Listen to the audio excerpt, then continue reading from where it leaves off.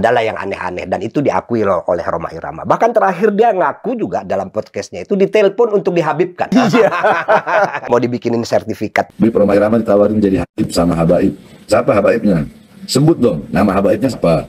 Biar anak datengin, biar anak samperin. Sebut. Siapa nama habaib yang mau nawarin Rhoma Irama jadi habib, siapa? Nama habaibnya siapa yang jelas. Gak usah alamat deh, namanya siapa. Anak yang datengin nanti.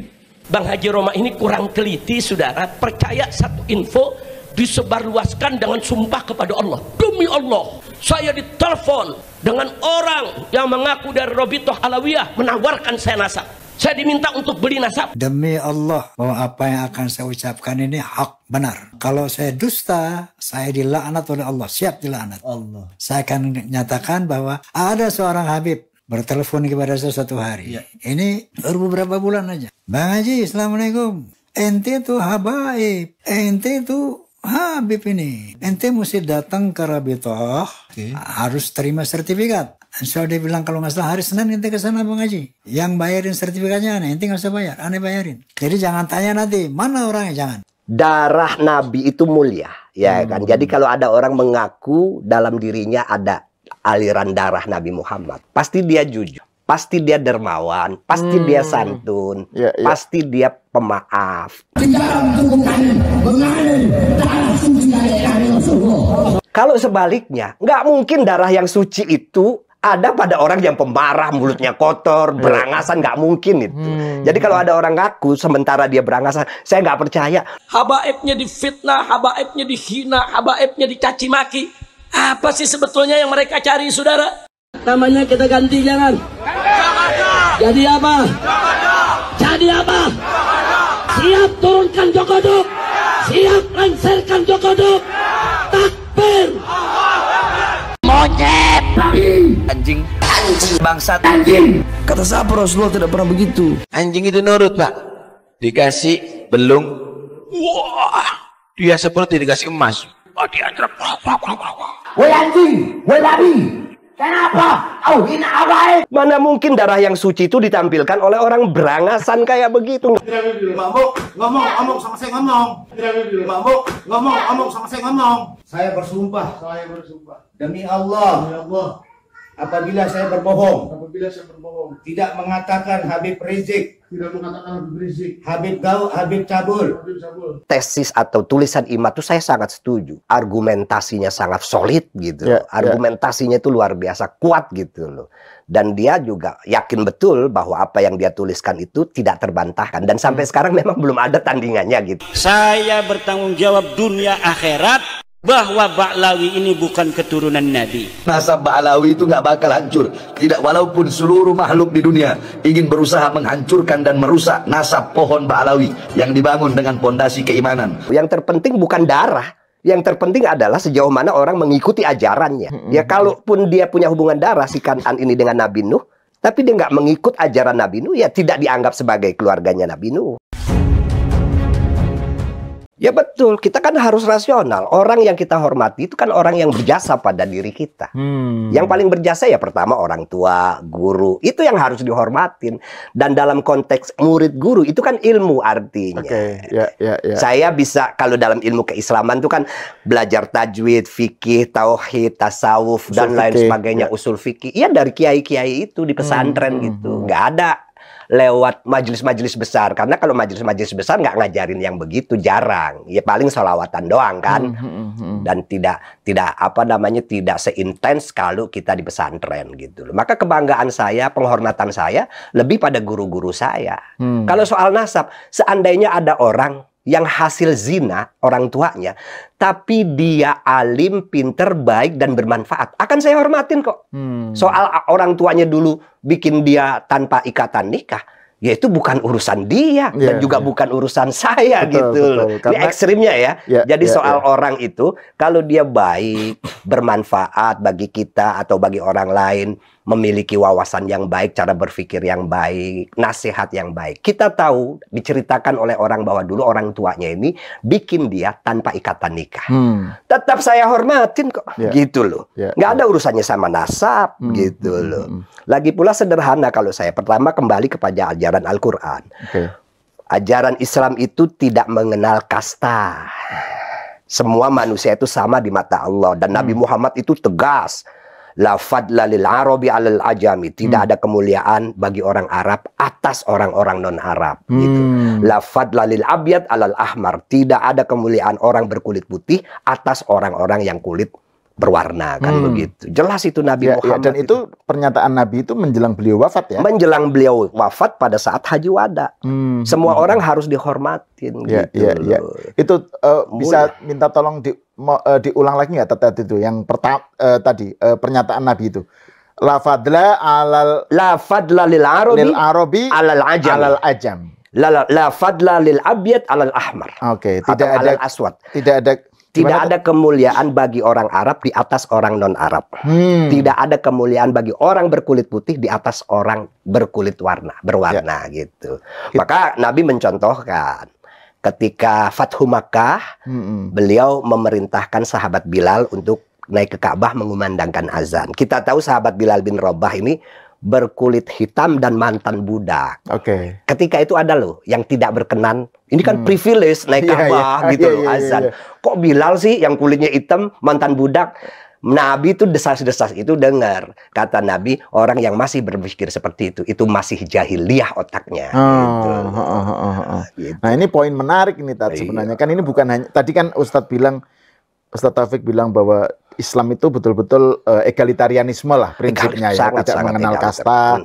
Bahkan di Quran sendiri selain hadis Nabi tadi juga Quran kan menyatakan yang paling utama yang paling bertakwa gitu ya. Nah, cuma kan ini kembali ke soal kontroversi nasab ini tadi. Ini kan ceritanya kalau nggak salah Bang Haji Roma Irama ini sebenarnya sudah lama ya, rame ya, tapi Haji Roma Irama itu Bang Haji itu kan menyatakan bahwa ada sekelompok, ada Habib yang pokoknya dia yang membuat dia terdorong untuk mengundang Kiai Imad, terus juga isu itu diangkat terus karena dia pernah ketemu punya pengalaman. Nah itu gimana itu, Tat? Bisa diceritakan lagi nggak itu, Tat? Ya kalau khusus renungan Kiai Bang Haji Roma Irama itu saya kan mengikuti juga ya podcast-podcastnya sejak dari si Gus Rumel, Kiai Imad, ada yang Sugeng pakar DNA, ada yang filolog dan seterusnya dan seterusnya. Rumel itu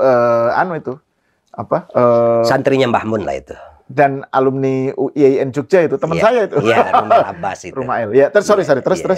Ya, saya melihat memang sebetulnya apa yang dilakukan oleh Roma Irama tentu akan tambah bikin heboh gitu loh. Karena beliau kan tokoh gitu loh. Nah, kemudian tapi saya tetap melihat beliau itu objektif, mengundang kedua pihak kan, yang pro dan yang kontra. Walaupun saya melihat kayaknya sudah mulai mendapatkan sesuatu yang selama ini membuat dia gelisah dalam konteks hubungannya dengan para habaib gitu. Apa itu yang membuat gelisah? Ya dia pernah cerita, pernah dengerin Habib yang ngomongnya kok tidak sesuai ya dengan apa yang diajarkan oleh guru-guru kita, dalam artian adalah yang aneh-aneh, dan itu diakui oleh Roma Irama. Bahkan terakhir dia ngaku juga dalam podcastnya itu ditelepon untuk dihabibkan. Ditawarin untuk dijadikan habib gitu ya. Untuk mau dibikinin sertifikat juga. Iya. Dan semuanya diurus oleh si penelpon itu gitu kan. Jadi nah ini yang menarik juga kan Roma kemudian menyatakan juga terkait dengan soal polemik Habib ini kan ada upaya kata Roma untuk mengklaim bahwa sejarah Indonesia pun itu atas jasa habaib gitu ya, soal bendera, ya itulah soal lambang negara. Kalau itu pemirsa semua saya sarankan nonton video atau yang di YouTube-nya Roma juga dengan Pak Profesor Anhar Gonggong. Profesor Anhar Gonggong itu sangat otoritatif sejarawan itu. Betul. Silakan nonton itu. Jadi nggak perlu saya membantah terlalu bertele-tele, cukup nonton videonya atau podcastnya Roma Irama ketika tamunya adalah Profesor Anhar Gonggong itu. Nah, tapi kalau menurut saya ini juga pernah kita tayangkan juga di Cokro tentang klaim-klaim para Ba'alawi lah ya, sebagian habaib yang menyatakan bahwa tambang negara itu dibikin oleh Habib, terus bahkan 17 Agustus proklamasi itu Habib. Ngawur itu yang begitu, ngawur itu. Nah, kalau menurut Ustadz Taufik, ini kan sebenarnya polemik mengenai habaib ini kan belakangan ini muncul sebagian karena banyak habib-habib yang mereka tuh mengkapitalisasi perannya sebagai habib, tapi penampilannya itu bikin nggak nyaman gitu. Misalnya Bahar Smith misalnya ya. Bahar Smith itu kan contoh bagaimana dia mengklaim pokoknya habib harus dihormati, pokoknya dia menuntut untuk dihormati, tapi perilakunya berangasan. Terus gaya hidupnya juga sangat tidak mencerminkan sikap yang sesuai dengan nilai-nilai keislaman gitu kan. Jadi itu menurut Ustaz Taufik gimana itu melihat perilaku para habib? Ya kalau saya pribadi yang nggak percaya lah sama orang begitu, nggak percaya karena sederhana. Darah Nabi itu mulia, ya kan. Jadi kalau ada orang mengaku dalam dirinya ada aliran darah Nabi Muhammad, mengaku sebagai masih ada keturunan dengan Nabi Muhammad, pasti dia jujur, pasti dia dermawan, pasti dia santun, pasti dia pemaaf. Kalau sebaliknya, nggak mungkin darah yang suci itu ada pada orang yang pemarah, mulutnya kotor, berangasan, nggak mungkin itu. Jadi kalau ada orang ngaku sementara dia berangasan, saya nggak percaya. Loh kok nggak percaya? Mana mungkin darah yang suci itu ditampilkan oleh orang berangasan kayak begitu? Nggak mungkin itu, nggak mungkin. Artinya saya percaya bahwa di Indonesia ada orang, kalau kita lihat justru Mbah Yai Hasyim Asy'ari, Kiai Haji Ahmad Dahlan itu silsilahnya nyambung sampai kepada Nabi Muhammad. Dan kita tahu dua orang ini sangat berjasa bagi perkembangan Islam di Indonesia. Yang satu pendiri NU, yang satu pendiri Muhammadiyah.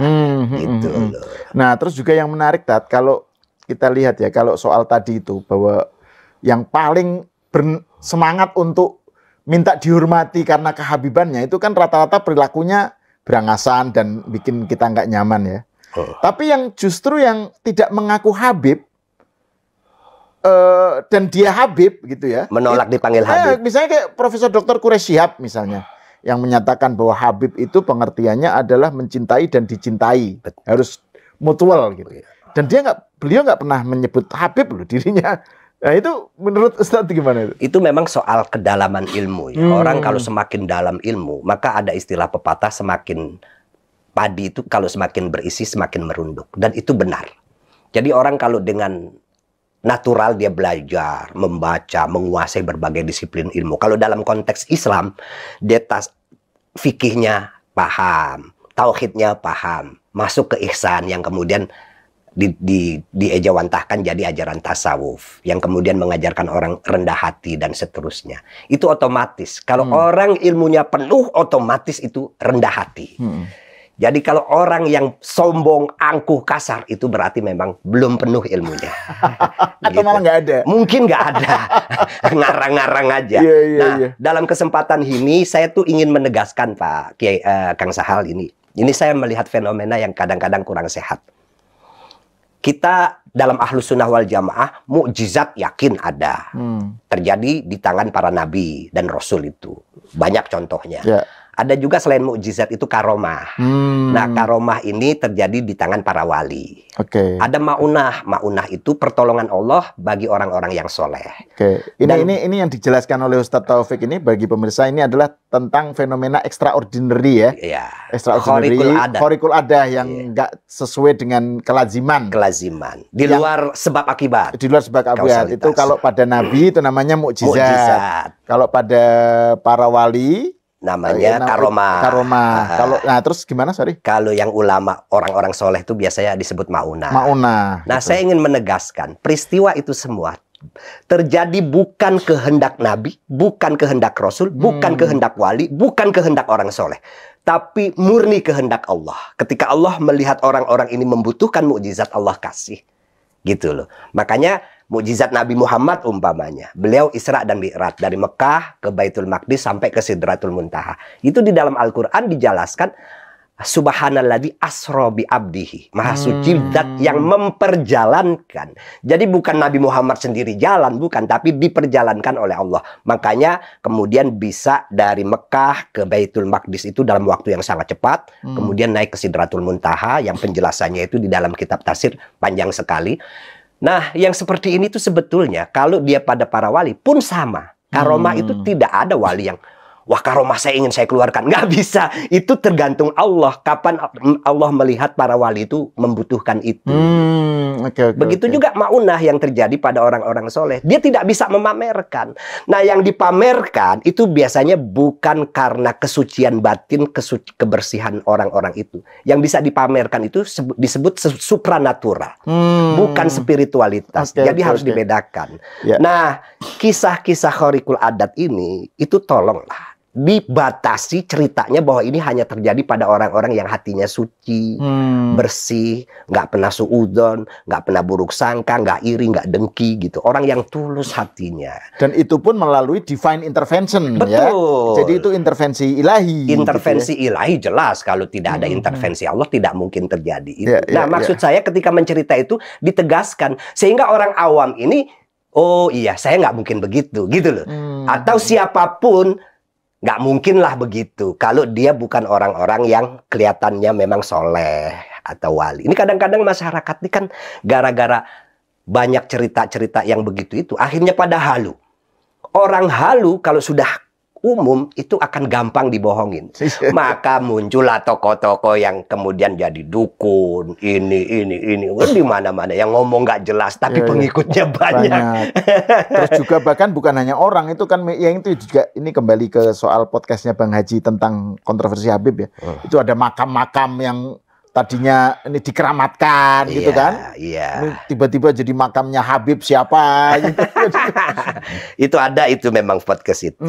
Nah, terus Tat kalau pandangan Ustadz Taufik sendiri terhadap Kiai Imad ya, mengenai soal perlunya tes DNA dan lain-lain itu gimana menurut Anda? Kalau saya tidak apa ya, kalau soal tes DNA itu ya itu urusan lain lah. Tapi tesis atau tulisan Imad itu saya sangat setuju. Saya melihat bahwa argumentasinya sangat solid gitu. Argumentasinya itu luar biasa kuat gitu loh. Dan dia juga yakin betul bahwa apa yang dia tuliskan itu tidak terbantahkan. Dan sampai sekarang memang belum ada tandingannya gitu. Tapi saya lihat secara pribadi sosok Imad juga korek gitu. Artinya benar dia bahwa dia pernah punya statement. Ya, walaupun kemudian saya bikin tulisan ini, kalau memang saya punya guru saya adalah Habib, saya tetap tidak kehilangan rasa hormat saya pada mereka gitu loh. Jadi soal putusnya nasab Ba'alwi ini tidak ada urusan dengan kemuliaan akhlak orang gitu. Jadi kalau umpamanya saya punya guru Habib A, Habib C gitu dan lain sebagainya.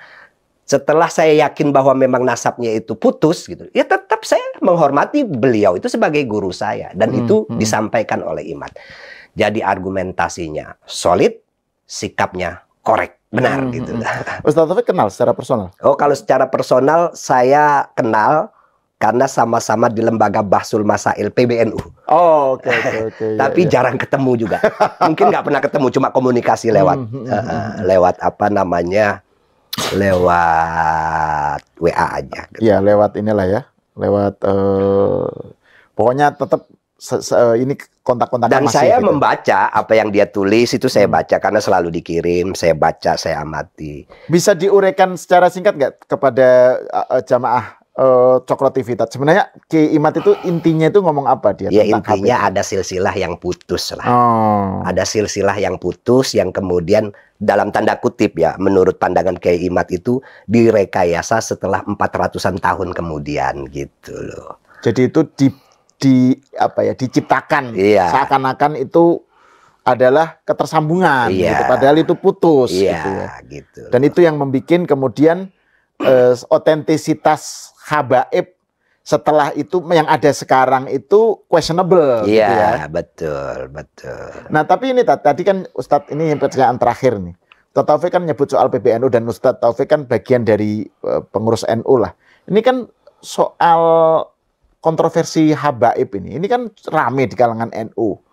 Terutama anak-anak mudanya ya. Pokoknya rame loh itu. Jamaah NU. Nah, itu sebenarnya respon mereka sekarang gimana terhadap kalau yang Ustadz Taufik lihat ya, bagaimana Ustadz Taufik menanggapi respon orang-orang NU? Kan ada yang mendukung Kiai Imad, kan ada yang enggak. Gimana Anda melihat itu? Kalau itu memang ada yang mendukung, ada yang tidak ya. Tapi ini menurut kesan subjektif saya. Saya kan sering ketemu dengan warga NU di mana-mana gitu, pengurus NU. itu banyakan yang mendukung Imad. Itu kesan saya. Kesan saya banyakan yang mendukung Kiai Imad gitu aja, kesan sih. Tapi kalau kenapa itu tadi? Ya macam-macam karena Habaib ini kan juga bisa hidup itu karena ada NU. Di Muhammadiyah kan nggak bisa. Muhammadiyah kan nggak mengenal istilah Habib-Habiban begitu. Betul. Jadi ya warga NU banyak yang kemudian ya sehari-hari berhubungan dengan mereka, banyak acara-acara NU juga yang dihadiri oleh mereka, dan masing-masing punya kesan-kesan tersendiri gitu loh. Ya, tapi kesan tersendiri itu kemudian kan setelah Kiai Imad katakan aja melakukan pembongkaran lah ya, dekonstruksi terhadap sejumlah mitos mengenai habaib itu kan terbukti banyak yang setuju. Itu kenapa itu mereka pada setuju? Ya alasannya banyak, karena mengaku orang bernasab dengan Nabi itu kan tidak sembarangan. Ini sesuatu yang mulia, jadi tidak boleh sembarangan gitu loh. Jadi sebetulnya demi menjaga kesucian Nabi ya kita harus punya sikap hati-hati dalam hal seperti ini. Apalagi kalau ada orang ngaku Nabi tapi akhlaknya jauh dengan ngaku keturunan Nabi. Iya, ngaku keturunan Nabi tapi akhlaknya jauh dari ajaran Nabi Muhammad. Ya kita orang NU itu sangat cinta Nabi Muhammad. Makanya punya tradisi yang sangat luar biasa dalam baca-bacaan sholawat kan orang NU itu. Baik yang sholawat yang lama atau sholawat-sholawat baru gitu loh. Luar biasa kecintaan orang NU itu terhadap Nabi Muhammad. Maka ada semangat untuk menjaga kesucian Nabi Muhammad. Apalagi Nabi Muhammad sendiri kan pernah bersabda, "Man kadzdzaba alayya muta'ammidan falyatabawa maq'adahu minan nar." Barang siapa yang berdusta atas namaku secara sengaja, maka siaplah dia akan menerima bangku dari api neraka. Gitu loh. Kursi. Dia kayak reservasi seat di neraka gitu ya. Istilahnya kalau zaman dulu mungkin orang berdusta atas nama Nabi itu pakai hadis palsu. Kalau di zaman sekarang ya beragam lah itu. Iya bisa mengatasnamakan nasab atau apa. Nah, kalau di Muhammadiyah itu kenapa tidak laku tuh wacana mengenai nasab itu? Ya karena orang Muhammadiyah itu kan memang tidak punya doktrin soal itu. Oke. Yang lebih kuat kan kalau Muhammadiyah Al-Quran hadis gitu. Iya. Dan memang sebenarnya yang soal egalitarianisme, anti kasta apa itu sebenarnya kan justru prinsip-prinsip Islam yang harusnya menjadi patokan ya. Betul. Menjadi pegangan kita gitu. Betul. Yang ini kan yang hal yang prinsipil banget. Iya. Enggak, saya jadi ingat ini kembali ke soal Pak Quraisy ya. Pak Quraisy itu menyatakan bahwa urusan nasab itu nggak ada pengaruhnya. Contohnya misalnya jadi ada nabi yang anaknya ternyata tidak selamat. Betul. Nabi Nuh ya. Kan'an. Padahal dia kan Nabi Nuh sudah minta kepada Tuhan untuk diselamatkan gitu loh. Tapi Tuhan kan ya lepas tangan karena Kan'an kan ternyata tidak durhaka kepada dia. Kan'an ternyata durhaka kepada Tuhan gitu kan. Dan itu keturunan Nabi Nuh gitu. Jadi dari situ kan kita tahu yang terpenting bukan darah. Yang terpenting adalah sejauh mana orang mengikuti ajarannya gitu. Ya kalaupun dia punya hubungan darah si Kan'an ini dengan Nabi Nuh, tapi dia nggak mengikut ajaran Nabi Nuh, ya tidak dianggap sebagai keluarganya Nabi Nuh. Betul. Innahu min ghairi ahlik kalau bahasa Al-Qur'annya kalau nggak salah. Betul. Dia tuh bukan keluarga lo gitu istilahnya. Bukan keluarga Anda, bukan keluarga kamu. Karena apa ya? Tidak mengikuti ajaran. Jadi kata kuncinya ajaran justru ya. Oke, Ustadz Taufik, ini sebenarnya kita membahas 2 topik ini. Oke, terima kasih pemirsa. Gini, tapi saya ingin satu kali statement, ada ayat yang sering disalahartikan. Saya ingin supaya nggak salah ya, saya ingin mengutip ayatnya karena saya lupa surah dan nomornya. Nomor ayat. Ini terkait soal nasab ya? Iya.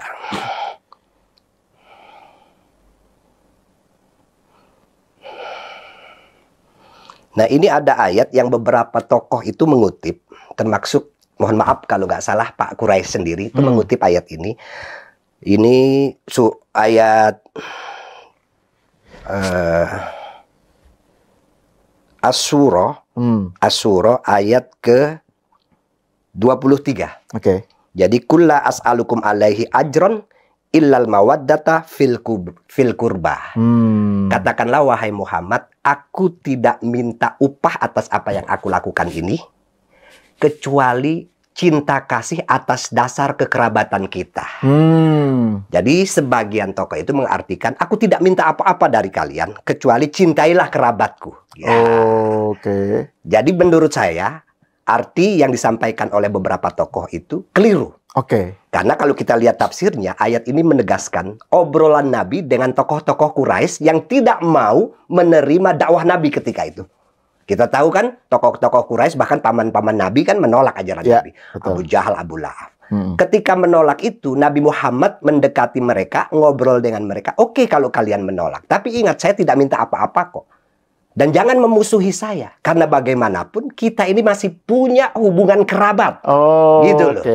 Maka saling mencintai walaupun kalian tidak mau mengikuti ajaranku. Tidak mau mengikuti dakwahku. Itu arti yang benar. Arti dari ayat tersebut. Iya. Gitu ya. Jadi la as'alukum alaihi ajran illal mawaddata fil qurba. Jadi ya oke lah kalau pun toh kalian menolak ajaranku, ajaran Islam gitu ya. Tapi kan nggak usah sampai terus memusuhi, putus gitu ya. Karena toh kita kerabat gitu ya. Tetap itu kita artinya saling ya. mencinta, menyayangi. Nah itu sekarang banyak yang memelintirnya menjadi seakan-akan ini ayat yang menegaskan Nabi Muhammad meminta orang itu mencintai kerabatnya. Oke. Beda banget itu. Beda banget.